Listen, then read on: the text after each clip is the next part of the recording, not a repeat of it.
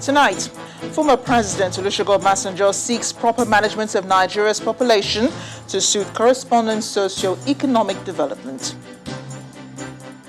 Speakers of state legislatures demand creation of state and community police to end Nigeria's security challenge.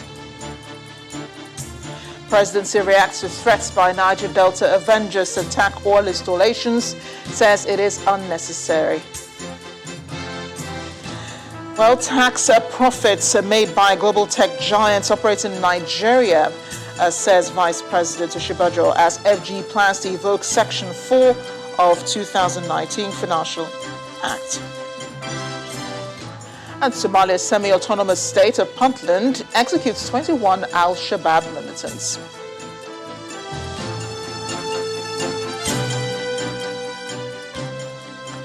Former President Olusegun Obasanjo has called for population management in the face of the geometric population growth without a corresponding socio-economic development, a situation which he believes has slowed down Nigeria's national development.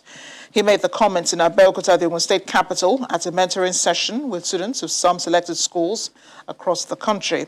The former president highlighted service to fatherland, integrity and loyalty as some of the virtues that can propel and sustain the youths in their chosen endeavor. It's a mentorship session with Nigeria's former president Olusegun Obasanjo towards raising and nurturing a new set of business leaders through entrepreneurship in a bid to tackle some of the economic challenges in Nigeria. The session attracts dignitaries from across board, including the Korean ambassador to Nigeria, representatives of the Minister of State for Education, and the representatives of the state governor, among others, in Abeokuta, the Ogun State capital. Students are encouraged to create something of value in their communities by applying what they have learned in the classroom and testing it in the ultimate laboratory. That's the free market. With SAGE, students see what it's like to create something of value while they're in secondary school. Even if they eventually don't become business owners, they will be in a much better position to find jobs and also solve community problems. The Korean ambassador to Nigeria, who promises his country's harmonious bilateral cooperation, however, raises concerns over the growing population of Nigeria without corresponding economic growth. It is a huge challenge for any government to feed, educate, employ 80 million more people. I saw a report which projects Nigeria will become the most populous country, surpassing China and India. I cannot predict whether it will be a blessing or disaster, but it's better to think about sooner rather than later. The diplomat's sentiment is also shared by former President Olusegun Obasanjo, who calls for more action in population management as he urges the young people to uphold the virtues of integrity. Population by itself may not be a liability if we do what we have to do. But if we don't do what we have to do, which we are not doing now, population will be a liability. One of the things that I found very disappointing in government was that integrity is no longer something that is cherished.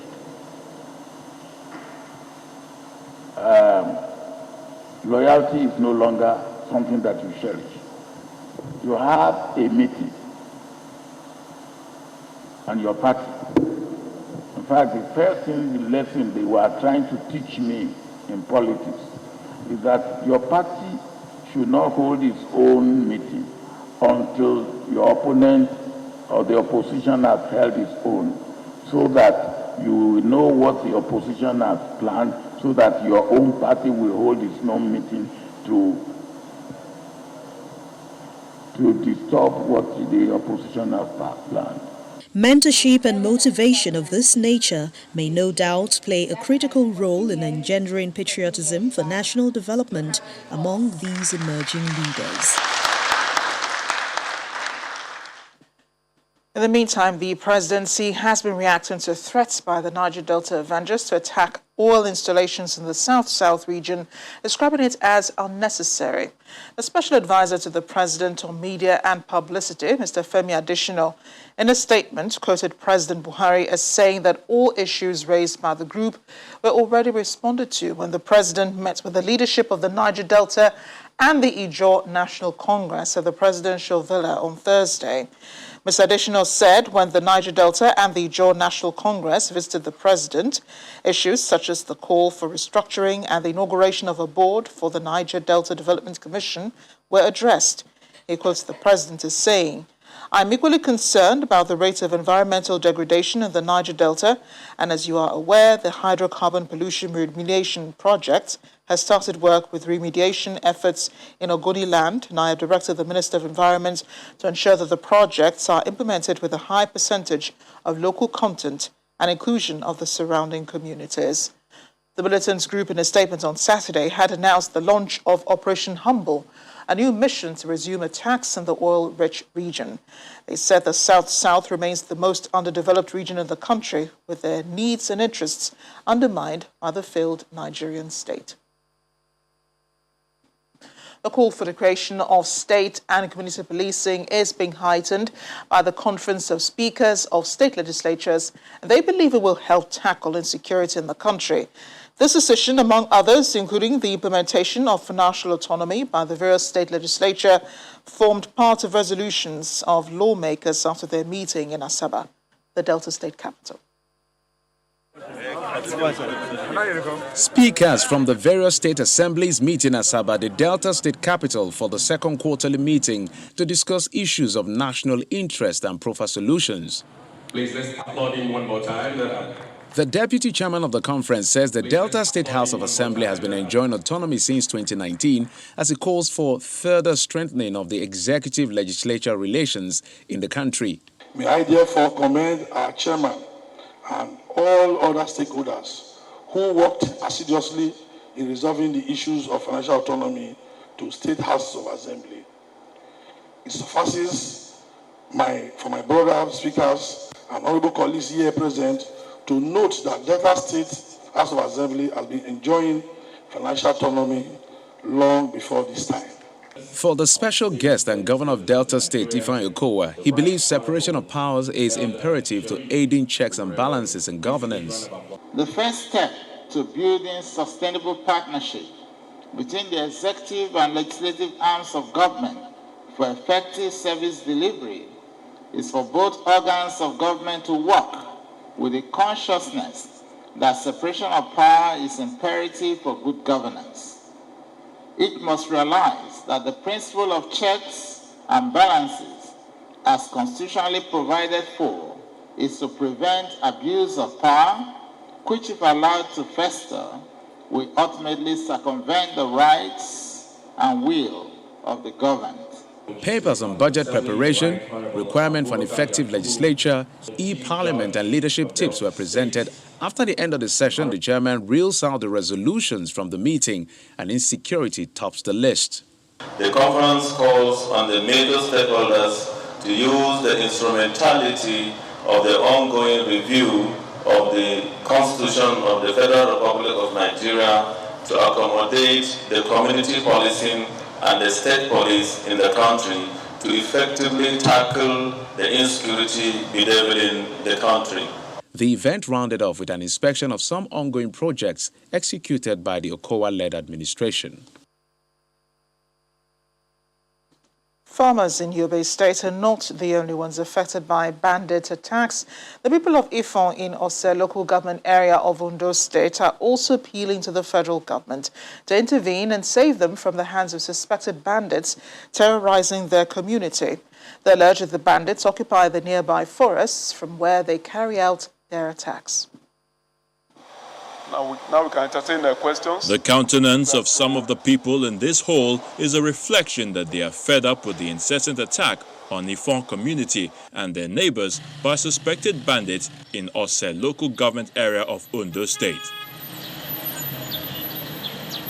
According to the residents of this border town, Last year, their king was killed on his way to Akure, and recently, a prominent politician in the area also shot, leading to his death just days later. For them, they have had enough. They call on the government to intervene. We wish to seize this good opportunity to call on our president and the Inspector General of Police to, 1, fish out the killers of our king, Oba Israel Adeosi, and Mr. Dele Isibo, and ensure that they are brought to book without further delay. His concern is corroborated by other indigents of the community. So we are calling on the state government to come to our rescue, because all these bandits, Ifon being a border town, so a lot of rules enter Ifon. So we need a heavy security presence here. If they can give us a mobile unit here that we can use to police the community, it will be a good thing to us. We need backup. We need security. Without security, this thing will not work. The spokesperson of the Ondo State Police Command laments over inadequate resources to secure the area. He also appeals to the people to assist security operatives in performing their duties. It is the support of the people that make the kind of police that we have. So if a particular people is saying that they don't see police vehicle on their road, it's because we are making do with the little we have. If it doesn't go around at the time you want it to go around, believe in us, we will get through to you. But we still need more people to help. Where you think that we need something and we are lacking, instead of us to lag behind, help us to do the little you can. It is clear that for the people of Ifon and their neighbors, a timely intervention by the government at all levels is the best way to avert a possible breakdown of law and order in the area. We're in Kano State now, where troops of Operation Safe Haven, stationed in the southern part of the state, say they have averted an attack by armed bandits that would have led to the loss of lives in Gidanzaki in Zangokataf local government area of the state. A statement by the Commissioner for Internal Security and Home Affairs, Samuel Arwan, says the armed bandits invaded farmlands in the village and destroyed crops with cutlasses. The bandits went on to vandalize the home of one Mr. Joseph Aboy, a resident of the village, and also damaged a nearby vehicle before storming a phone charging shop belonging to a resident and carted away phones and chargers. Mr. Arwan explains that the swift response of the troops repelled the attack early as the bandits retreated from the area in disarray. But one female resident of the village was injured by bullets during the sporadic shooting by the bandits and was evacuated to a nearby medical facility for treatment. Stay with security matters. Prayer. It's one of the options some women in Anambra State are left with in the face of rising insecurity in the country. They gathered in Aguleri, the hometown of Governor Willie Obiano, to pray for peace and security in different parts of the country. Mrs. Obiano, who also participated in the prayer session, said the time has come for mothers to rise to the occasion of protecting their husbands and children from evil. The dance of these women, led by Mrs. Ebele Obiano, wife of the Anambra State Governor, is one of faith as they usher themselves into the presence of God for a serious program.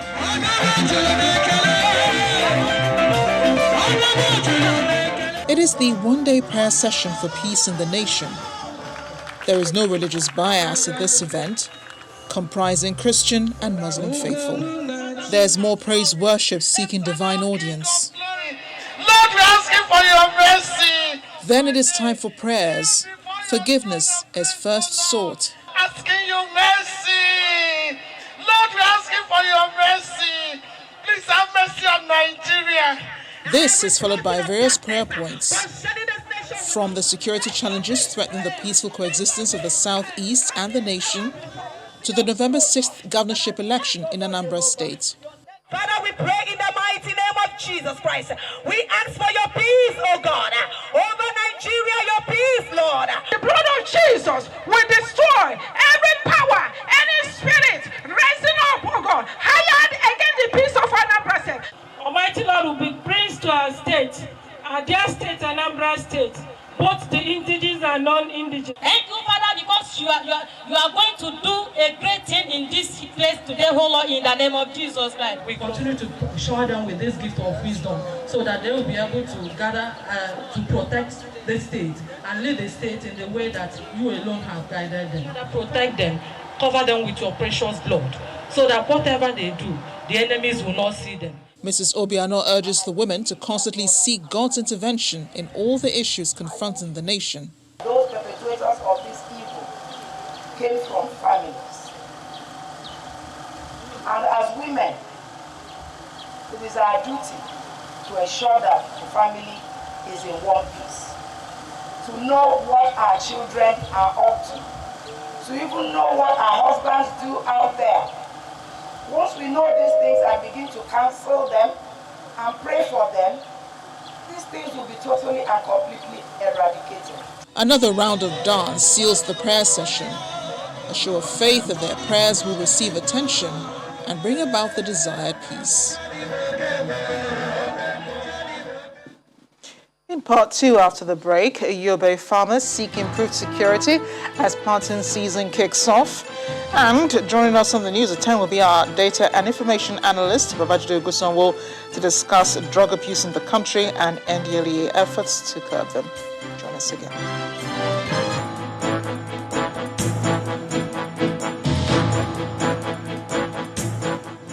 Welcome back. If you just joined us, you're watching the news at 10 live on Channels Television Lagos. A reminder of our top stories. Former President Olusegun Obasanjo seeks proper management of Nigeria's population to suit corresponding socio-economic development. Speakers of state legislatures demand creation of state and community police to end Nigeria's security challenge. Presidency reacts to threats by Niger Delta Avengers to attack oil installations, says it is unnecessary. Will tax profits made by global tech giants operating in Nigeria, says Vice President Oshibajo, as FG plans to evoke Section 4 of 2019 Financial Act. And Somalia's semi-autonomous state of Puntland executes 21 Al-Shabaab fighters.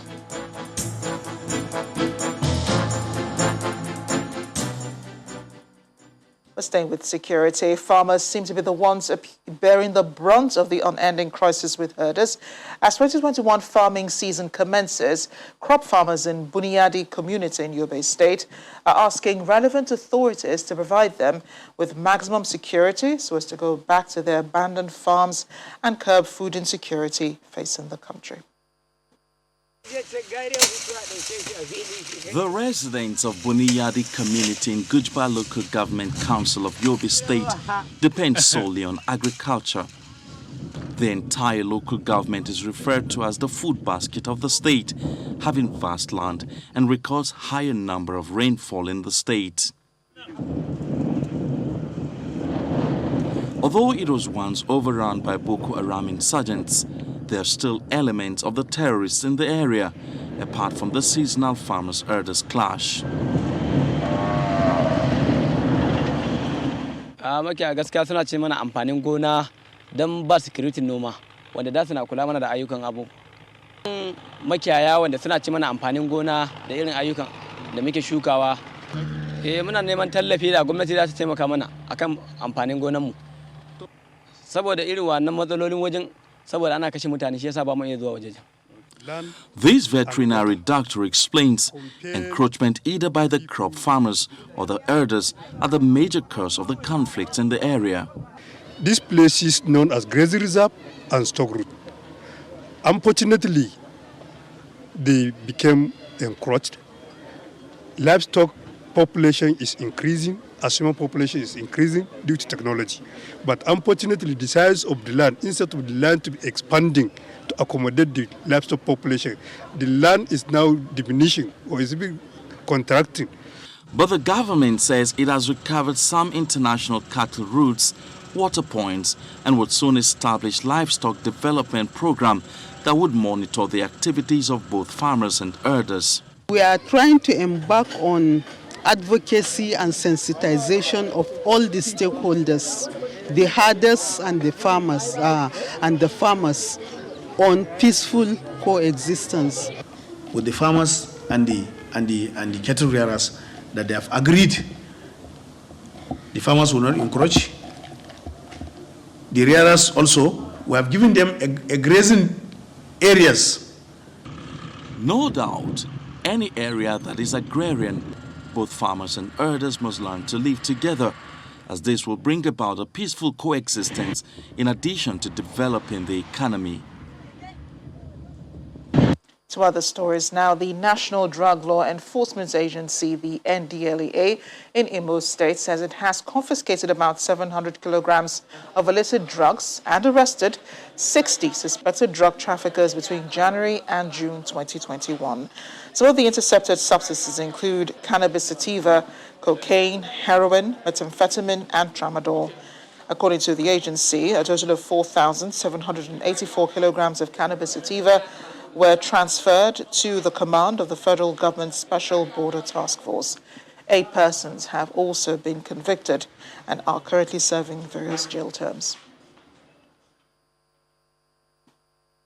Staying with the report on drug abuse, we're now being joined at the News at 10 by Channels Television's data and information analyst Babajido Gusava. He joins us from our studio in Abuja. Babajide, great to see you as always. Would love to have had you here in Lagos, but let's go, you're in Abuja. So the first half of 2021 has seen the NDLEA seize significantly more drug shipments and made more arrests than the first half of 2020. Why is this happening? Amarachi, good evening. There are a lot of reasons why this is happening. But first, I would like to explain why today for me is very important. 4.5 decades ago, the world recorded its first Ebola case. Tonight, we are not discussing Ebola because Nigeria faces even a pandemic that is worse than Ebola. We are facing an illicit drug trafficking pandemic. But there's some good news, and then there's some bad news regarding the illicit drug trading we face in Nigeria. Let's start with the bad news. Let's start with some good news. And the good news is it's getting more difficult for those involved in that illicit drug trade to import drugs into Nigeria or to even export drugs into Nigeria. We've seen a lot of activities in the first 6 months of this year. Let's look at what exactly has been going on since January. In January, 26.8 kilograms of cocaine worth 21 billion naira was seized. That was the largest seizure from an individual in 15 years. By the end of January, the NDLEA had seized cocaine worth 30 billion naira only in January. In summary, as at the end of January, the NDLEA said they had seized over 130 kilograms worth of cocaine. In February, at Tinkan in Lagos, another 44 kilograms worth of cocaine was seized. The street value of what was seized at Tinkan Island was worth 32 billion naira. Only in February. In February as well, 1,200 kilograms of cannabis, otherwise known as marijuana, was seized from a forest in Ondo State. And in February as well, we saw 1.4 billion naira worth of cannabis seized from another forest in Edo State. So within the first 2 months of this year, we are seeing a lot of seizures on cocaine and on cannabis from Lagos, Ondo, Edo, and Adamawa states. By March, 200 kilograms of illicit substances were seized from Lagos, Abuja, and Kano. Only in March, 2 billion naira worth of illegal drugs were seized. Between January, February, and March, based on the NDLEA's reports, they said they had seized 60 billion naira worth of illegal drugs. In April alone, a drug man was caught concealing cocaine in the statue of Virgin Mary. Most of those drugs were kept in the underwear of this statue, the statue of Virgin Mary. Heroin and cat worth 10 billion naira in April alone was seized from Lagos and Abuja. Another 100 bags of cannabis seized in Nasarawa State. Between January and April, the NDLEA reported that they had seized 75 billion naira worth of illegal drugs. More than 2,000 suspects had been arrested by April, and the convictions had started. Now let's look at what exactly went on in May and June. In May, we saw an ex-vice chairman of Lagos Island picked up for trying to traffic 1 kilogram worth of cocaine. In May, we had seen the NDLEA arrest another drug lord with 36 blocks of cocaine. This 36 blocks of cocaine had a street value of more than 8 billion naira.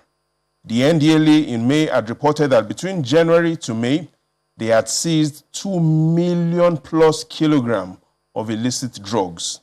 Their summary for May was that between January, February, March, April, and May, they had seized 90 billion naira worth of illegal drugs.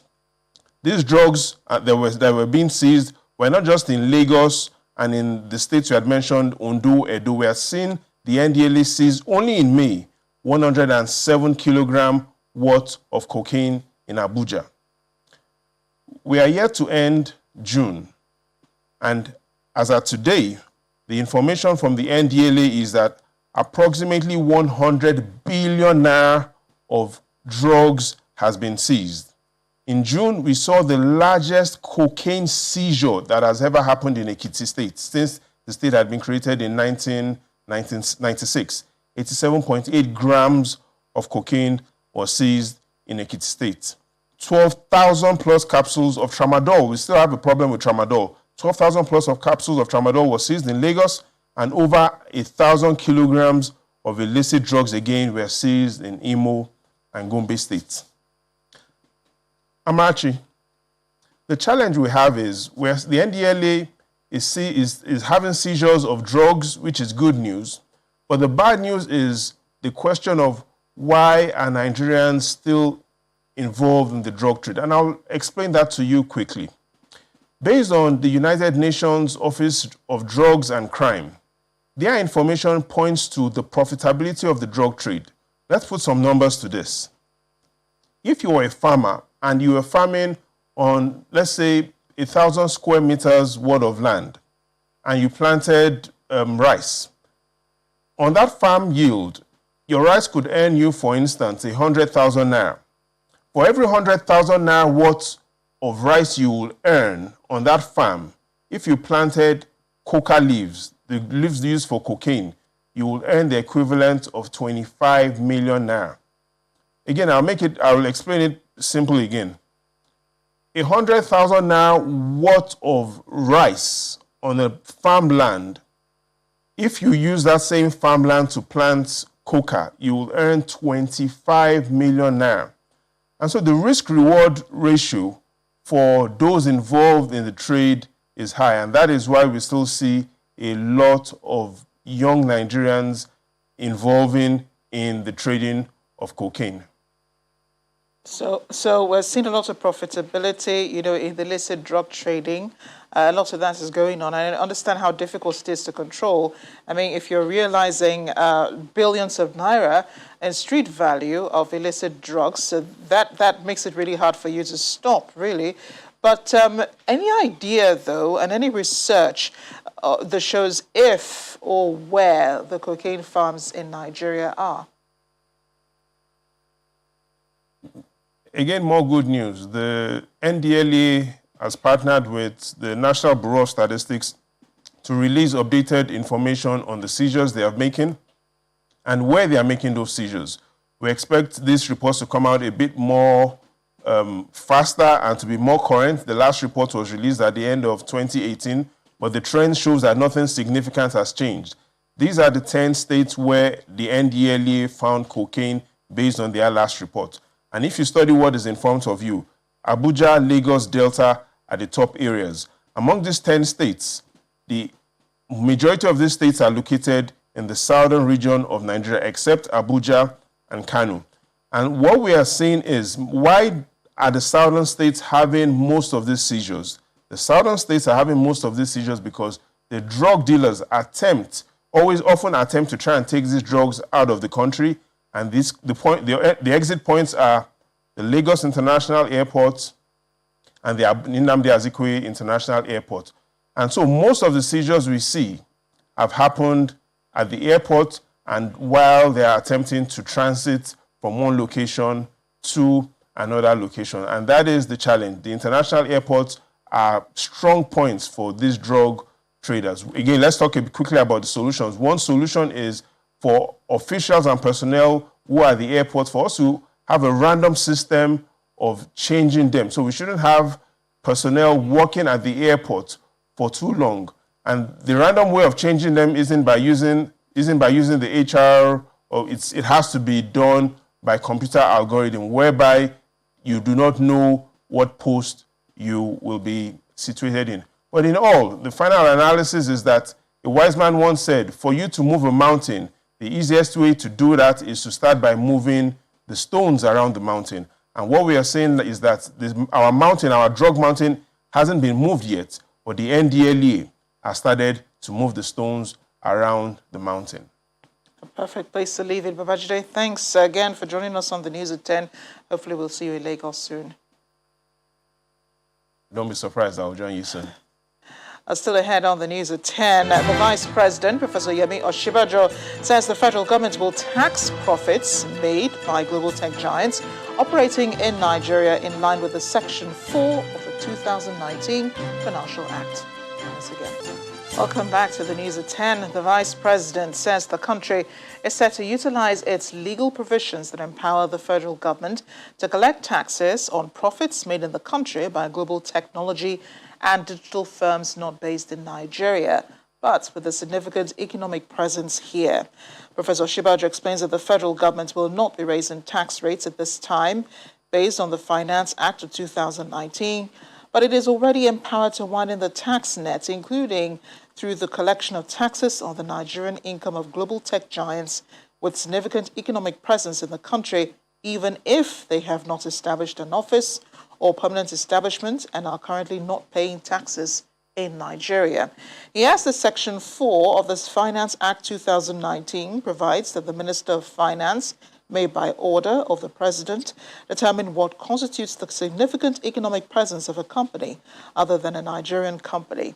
Professor Yemi Oshibajo says the country has had severe economic downturns, which of course implies that government may not be able to collect taxes with the aggressiveness that would ordinarily be expected. The Vice President was speaking during an interaction with the delegation of the Chartered Institute of Taxation of Nigeria. Meanwhile, the Socio-Economic Rights and Accountability Project, SERAP, has asked the African Commission on Human and People's Rights in Banjul, the Gambia, to issue provisional measures to stop the federal government and the National Assembly from pushing through 2 bills that they believe will gag the media. SERAP notes that the bills will impose arbitrary punishment on media houses and media professionals in the country. The rights group argues that the action of the federal government and the National Assembly to amend the National Broadcasting Act and the Nigeria Press Council Act are in violation of Article 1 of the African Charter. The complaint addressed to the Commission reads in part, the bills include retrogressive provisions that threaten human rights, including freedom of expression, access to information, and media freedom, and could criminalize reporting and give the government overly broad powers and oversight over journalists, broadcast stations, media houses, and media practitioners. The rights group believes that free press is the lifeblood of a healthy democracy. The National Assembly must conclude the process of passing the Electoral Reform Bill into law before proceeding with further amendments of the 1999 Constitution, is the view of the Governor of Akwa Ibom State, Mr. Udom Emmanuel. He told Channels Television's Ladi Akeredolu on our current affairs program, Newsnight, that there is, in his opinion, little interest in the Constitution amendment process because citizens want the process of electing their leaders consolidated so that there is confidence in the outcomes. For people to have confidence in going back now to do constitutional amendment and so on, National Assembly must first of all pass the electoral bill. That's why you see people are not participating. Every day you are calling us out. Memoranda, memoranda. Sorry. Some of us don't go to the polls because we are hoping that the electoral bill, that you pass it and will make us go to the polls and elect people in a way we'll be satisfied. We won't be disgruntled. We won't think, oh, something happened somewhere. No, not at all. We've done that. Show us that you mean business. Show us that sincerity first. Not that if we do this one, what's the guarantee that you go and pass what we want you to pass? The one that we did, you made so much announcement about the electoral bill. Like up to today, it has not seen light of day. So that alone had eroded the confidence and the trust of people in starting to keep submitting a lot of memoranda again under the constitutional review. We need to correct that first. Because you can do the right thing, but at the wrong time and at the wrong environment. The environment now does not support what they are doing. What environment wants now is pass the electoral bill.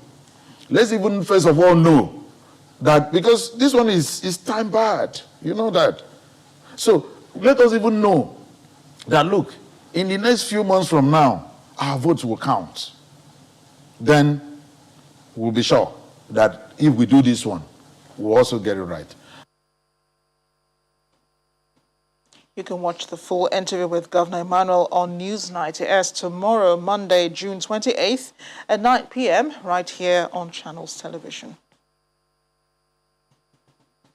As part of activities to mark World Micro, Small and Medium Scale Enterprises Day, the federal government embarked on a week-long activity to bring attention to the plight of MSMEs in the country, culminating in an award and dinner ceremony at State House Old Banquet Hall, where deserving entrepreneurs walked away with prizes ranging from cash gifts to cars as reward for their tenacity and entrepreneurial spirit. Our correspondent, Kayla Megwa, reports. The week-long activities to mark the World MSME Day were all geared towards raising public awareness on the contributions of MSMEs to Nigeria's economy.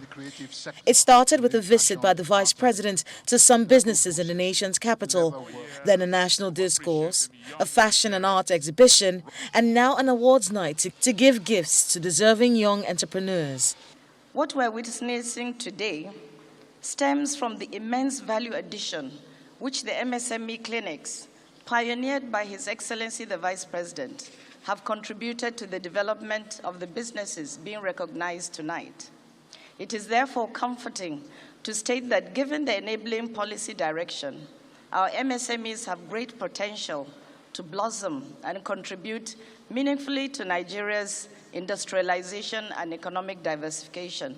This year's World MSME Day calls for a drive towards inclusive and sustainable recovery.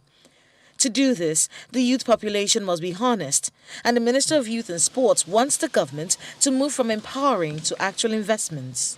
China experience, particularly Thailand, has shown that the only way out of youth unemployment is through youth entrepreneurship.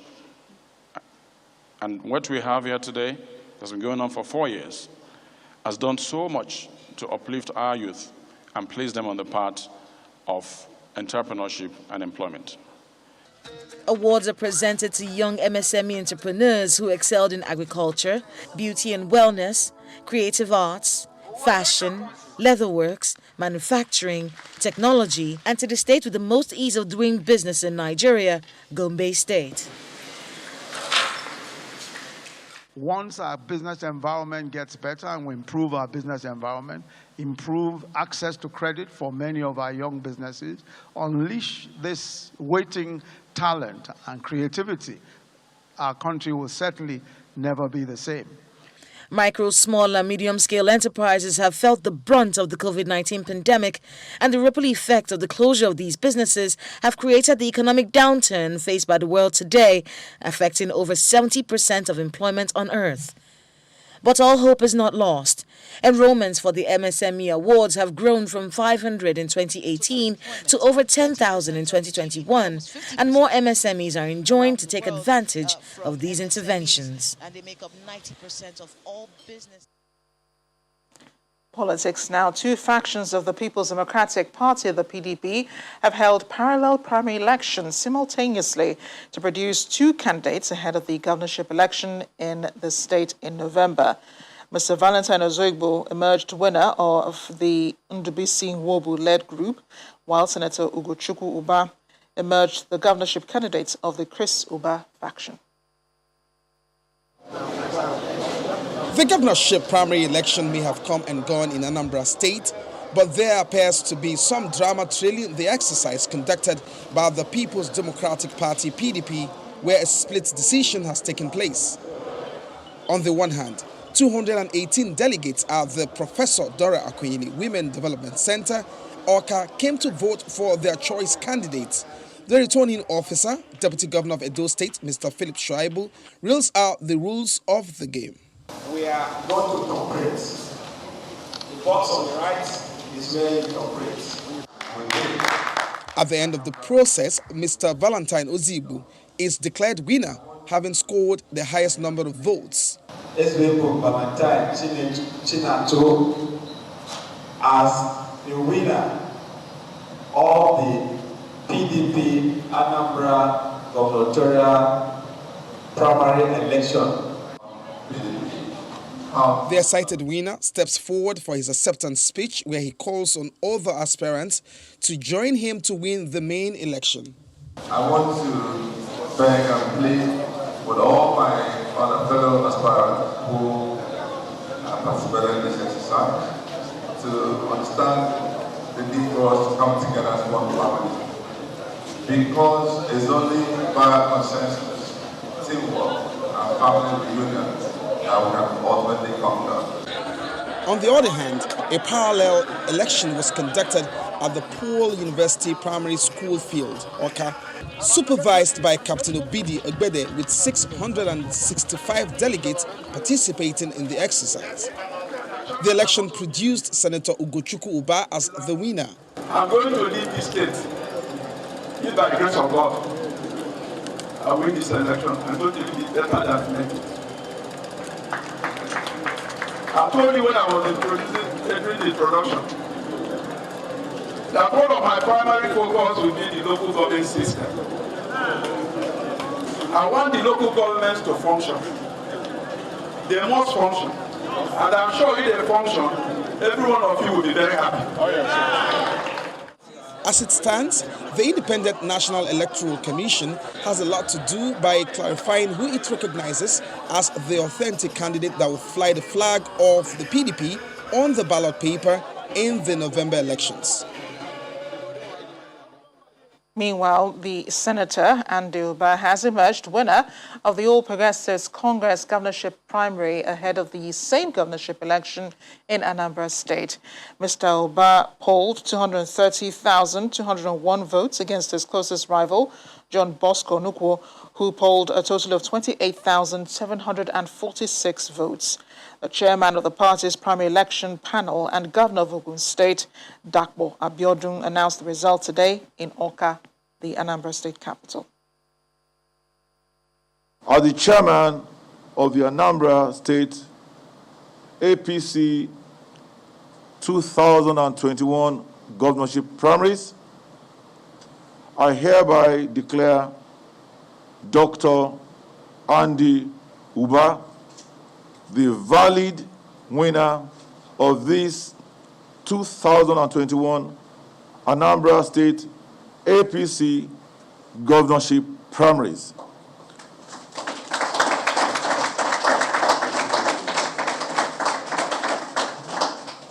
Having scored the highest votes of 230,201, 230,201 votes, and the required 25% in 2/3 of the local government areas where the elections were conducted in Anambra State. Meanwhile, some aspirants are kicking against the outcome of that exercise. 7 governorship aspirants of the All Progressives Congress are insisting that no primary election took place in Anambra State on June 26, 2021. The aspirants frown on what they describe as the falsification of the result for an election they claim never held and reject the results announced, calling for a freshly conducted primary. The primaries are not conducted in the truth. At all. Primaries are conducted in the field. Any route that has to be followed that is legitimate and proper will follow. The important thing is that we're seeking justice. Including justice for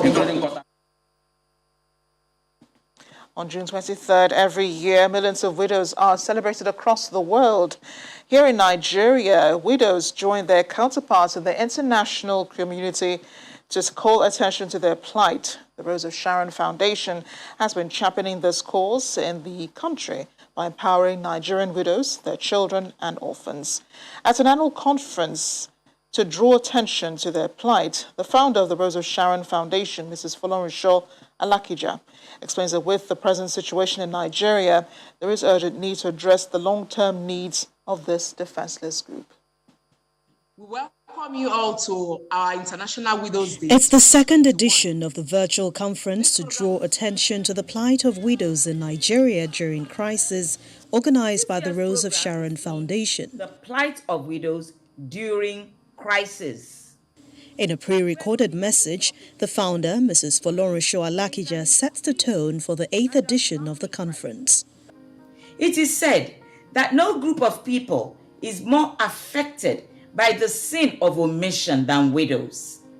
The result of this is that they are painfully absent from the statistics of many developing countries, and they are rarely mentioned in the multitude of reports on women's poverty, development, health, or human rights. However, we at the Rose of Sharon Foundation are determined not to allow their plights to go unnoticed. We are resolute in our fight for their rights and also to provide succor to them as best as we can. Speakers at the interactive online conference speak on ways widows can unbundle their potential. It wasn't a rosy thing when you lose your spouse.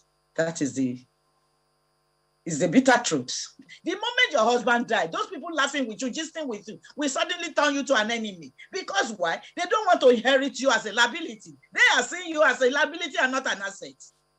Living in an illusion or delusional memories of the departed. Oh my God, my husband. My husband will not wake up, neither will he resurrect like Jesus Christ. He has gone for good. It is time for you to package yourself and face life squarely, because if you brood over the spilled milk, that will not bring the milk back to the cup again. The widows also share their experiences with a not-for-profit organization. They gave 2 of my children scholarship. She really incorporated us, gave us succor and bandaged our wounds. Of my children, the one in SS1 before, now in University of Lagos, 200 level. And the second one was in primary 5, now in SS1 now, presently. I really appreciate Mommy for what she has been doing to me and my children. Records from the United Nations show the world currently hosts over 258 million widows, with about 584 million children living in poverty, violence, health and conflict-related situations. And for 8 years, the Rose of Sharon Foundation has been caring for the widows, their children and orphans, with empowerment and trainings across the 6 geopolitical zones of Nigeria. Some residents of Kano Street in Benin City, the Edo State capital, are seeking justice over the battery of one of their neighbors, one Mrs. Isoken John, whose husband allegedly beat her on Saturday night until she died. Neighbors and the couple's 13-year-old son explained that the latest battery, which allegedly led to the woman's death, was an argument that ensued over the sum of 2,000 naira. The mood at Obayanto Street off Anigbero Street, Ego local government area of Edo State, the morning after an ugly incident at house number 1. On Saturday night, an occupant of this building, one Mr. John Christopher, allegedly battered his wife, Isoke, until she died. He said, may give her 2,000. He called and said, okay, wait, may go bring her come for store. The money not there, sir. May go bring her come for store. He said, just start to the beat her. And I said, now, wow, every day beat. So as I heard the talk, and I said, come, we go hospital. Nurse did them, I carry you go there. I mean, you hold her for hand. Next, you sit down. Just fall. The suspect is said to have gained notoriety for violent conduct in the past. It has been long. That man has been doing wonderful in my street. Now we are members. landlord and landlady held a meeting for the caretaker to give the man to quit.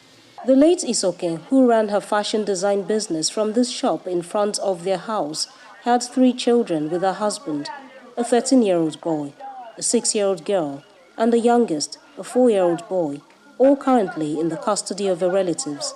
They had witnessed their father assaulting their mother. As he went into the gate, he was called my mother's name. He called us to come out, and I said, come out.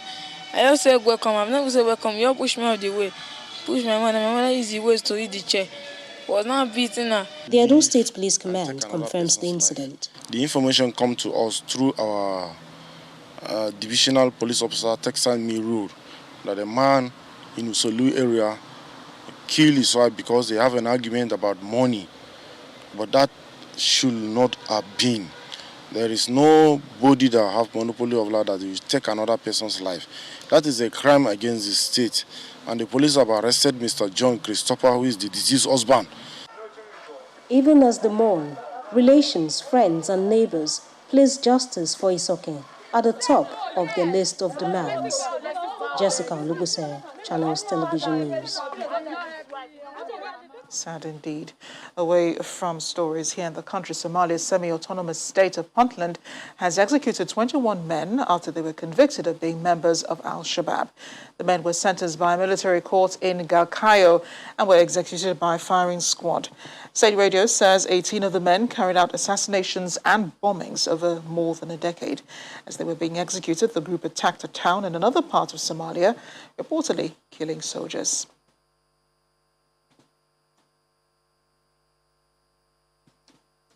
Meanwhile, the death toll is still rising following the collapse of an apartment block in Surfside, Miami, Florida. Authorities have put the toll at 9 for now after rescuers recovered more bodies, 4 of whom have been identified. However, more than 150 people remain unaccounted for. The cause of the collapse remains unclear, but an engineer report from 2018 made public on Saturday highlighted major error in the original design of the seafront Champlain Towers, saying the fault prevented water draining away from the base of the building. As of today, 1 victim passed away in the hospital, and we've recovered 8 more victims on site. So I am confirming today that the death toll is at 9.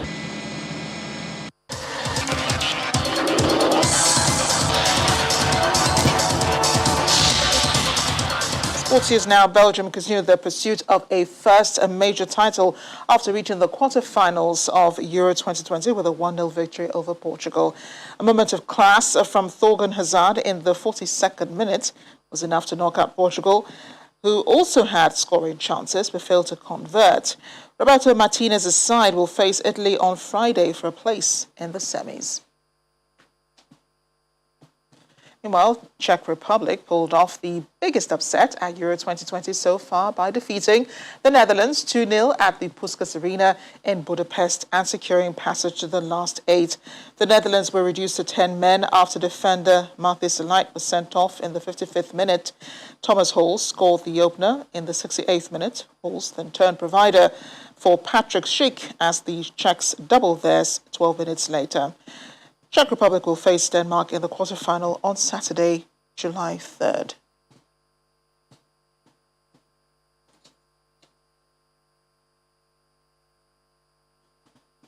On match day 29 in the Nigeria Professional Football League, Plateau United and Enyimba settled for a goalless draw in Jos, while Nasarawa beat Rivers United 2-0 in Lafia. In other matches, Katsina United also beat Akwa United 1-0. Adamawa United were on the winning side to beat Jigawa Golden Stars 2-0. Kano Pillars edged past FC Fayuba 1-0 in Kano. Elsewhere, Heartland beat Lagos-based Team MFM 2-0. Wikitoris squeezed past Lobi Stars 1-0, while Kwara United beat Sunshine Stars by a similar scoreline. Dakada FC stunned Abia Warriors 1-0 at Okigwe Township Stadium by winning away from home. Rangers also pulled off a similar feat, securing a priceless 1-0 away victory over Warrior Wolves. And the main news again. Former President Olusegun Obasanjo today advocated proper management of Nigeria's population to fit into the corresponding socio-economic development. That'll be all on the news at 10 tonight. Thanks for watching. I'm Amarachi Ubani. Good night. Stay safe.